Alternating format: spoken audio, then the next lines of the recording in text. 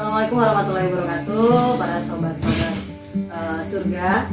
Ya, selamat datang di channel kami, channel Kang Ude. Ini adalah podcast atau konten pertama kita yang mudah-mudahan kita bisa kita bisa sharing, kita bisa bahas ya seputar masalah sehari-hari kita yang mungkin banyak orang menemui masalah di luar sana, tapi ternyata gimana sih solusinya? Nah, di sini saya punya partner, saya punya narasumber yang luar biasa, yang biasa dipanggil Kang Ude. Allah Maha Besar, Allahu Akbar, Allah Maha Besar.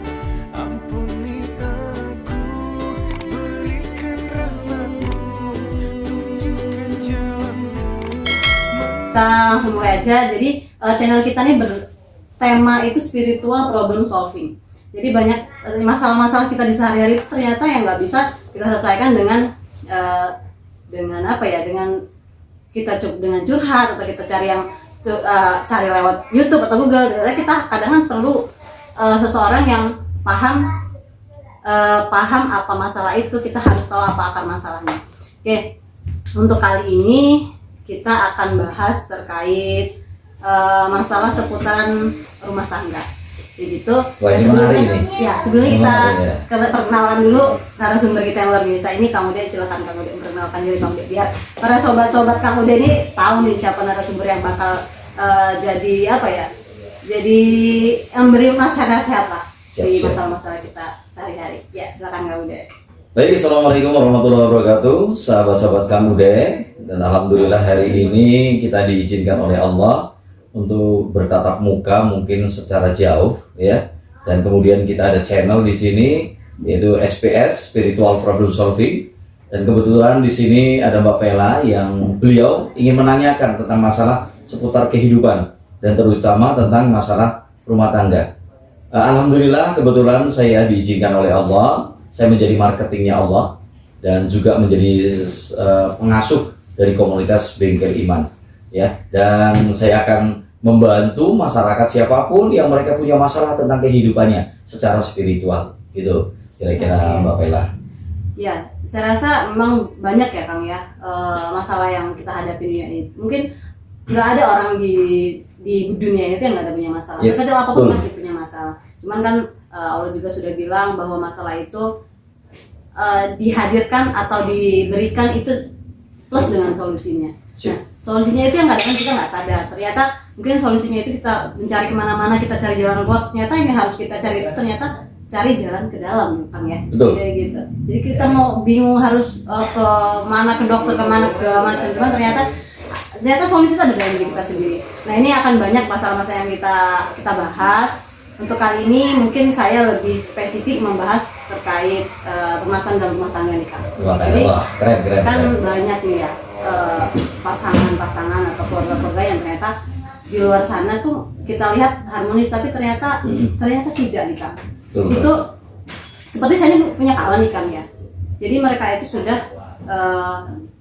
dalam tanda kutip berpacaran sudah lama nih, sudah membina hubungan sudah lama. Tapi ternyata setelah menikah nggak lama, itu jangka waktu 2 bulan.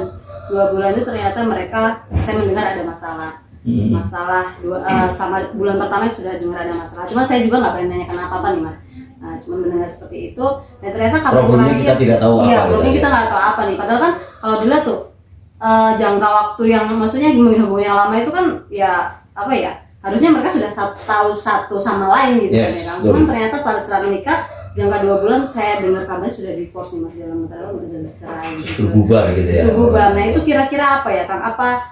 Apa bisa jadi mungkin sudah bosen atau gimana gitu ya Kang? Menurut pandangan Kang Ude gimana? Baik. Sahabat-sahabat Kang Ude, sebenarnya kalau bicara masalah rumah tangga, saya banyak sekali menerima klien-klien yang konsultasi tentang masalah keretakan rumah tangga atau tidak harmonisnya rumah tangga. Banyak sekali sebenarnya faktor-faktornya. Tapi yang jelas mereka sebenarnya tidak menetapkan tujuan rumah tangga. Artinya mereka belum paham apa sih sebenarnya tujuan rumah tangga itu, Mbak Bella, yang pertama. Tapi sederhana sebenarnya, Rasulullah itu sudah memberikan kiat bagaimana membangun rumah tangga yang sangat bahagia. Dan dijamin insya Allah bukan hanya bahagia di dunia, tapi juga bahagia di akhirat. Mau tahu nggak Mbak Paila rumusnya? Gimana? Penasaran juga nih saya nih. Gini Mbak Paila, Rasulullah itu kalimatnya sederhana loh. Beliau itu mengatakan baiti janati. Baiti janati. Artinya rumah tanggaku adalah surga. Nah, ternyata surga itu bukan di kantor, bukan di pasar, bukan di kebun, tapi Rasulullah mengatakan baiti janati. Berarti rumah tangga rumahku surgaku, ya. Baiti janati di sini adalah bahwa surga itu ada di rumah. Nah, harusnya masing-masing suami istri itu menciptakan bagaimana rumah itu seperti surga, nyaman, enak, tenang, damai, sejuk, tidak ada problem masalah. Tapi kan tidak mungkin manusia tidak punya masalah.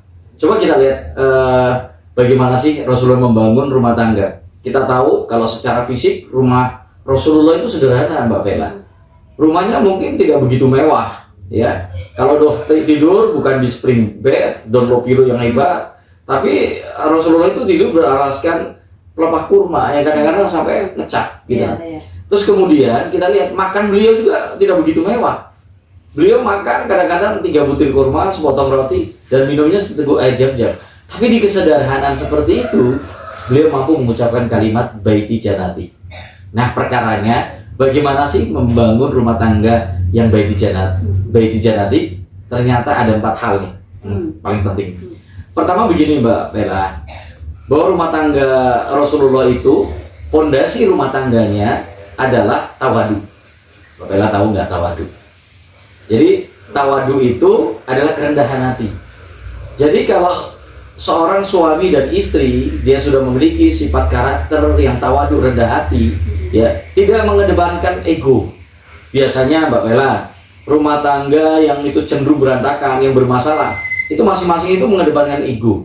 Suami mengedepankan egonya, istri mengedepankan egonya, sehingga Pak, sulit mereka itu untuk bertemu dalam arti untuk saling mengalah. Ingat nggak? Ada sebuah pepatah yang indah yang disampaikan oleh B.J. Habibie. Kata beliau bahwa cinta itu bukan saling memandang, tapi cinta itu memiliki pandangan yang sama. Nah, jadi hal yang pertama yang harus dibangun adalah bagaimana fondasi rumah tangga itu ketawaduan, yaitu kerendahan hati. Dari kerendahan hati inilah, jadi suami istri itu saling memahami, saling mengerti. Dari saling pengertian inilah sebagai satu tangga awal mewujudkan rumah tangga yang bahagia. Itu baru fondasinya. Jadi saling pengertian nih Kak. Saling pengertian. Jadi kalau satunya marah tuh harusnya jangan disambung marah lagi satunya. Betul. Satunya marah tuh harusnya satunya dia. Betul. Jadi gimana caranya menenangkan suasana dulu, baru setelah itu kita duduk bersama, komunikasi bareng-bareng selesaikan masalah gitu kali kan. Jadi betul. Sama-sama memahami mana yang lagi panas. Harusnya kalau satunya api, satunya air kali ya kan. Ya, jadi sejuk suasana.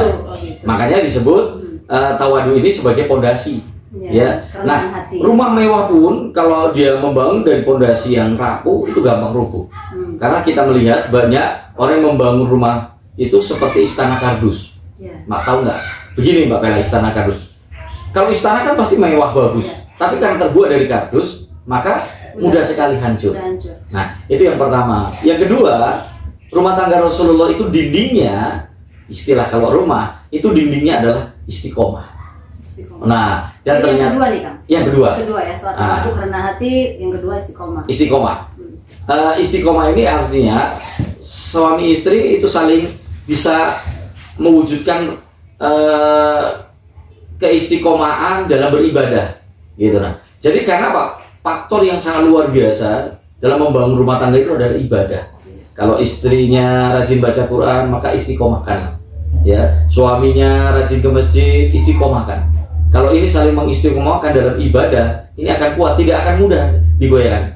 Contohnya begini, apa sih fungsi rumah, fungsi dinding dalam sebuah rumah? Ya, fungsi dinding itu adalah untuk melindungi, ya, dari hal-hal yang buruk dari luar. Begitu juga rumah tangga. Artinya orang yang istiqomah itu dia akan memiliki ketangguhan, ya, termasuk keimanannya. Nah, itu membangun rumah tangga yang bahagia yang kedua. Gitu.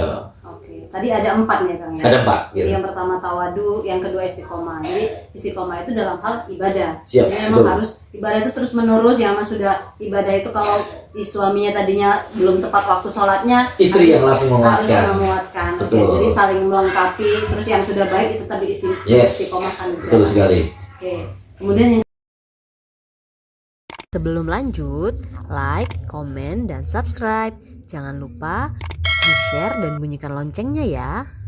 ketiga apa nih? Nah, yang ketiga ini juga penting sekali. Kalau rumah tadi pondasi, ada dinding, ada atap. Oke. Nah, atap ini adalah untuk berteduh. Istilahnya untuk melindungi dari sinar matahari, panas, hujan, dan sebagainya. Iya. Nah, kalau di dalam rumah tangga, atap ini sebagai pelindungnya adalah tawakal. Tawakal. Jadi rumah tangga bahagia itu ketika mereka suami istri itu sama-sama bertawakal.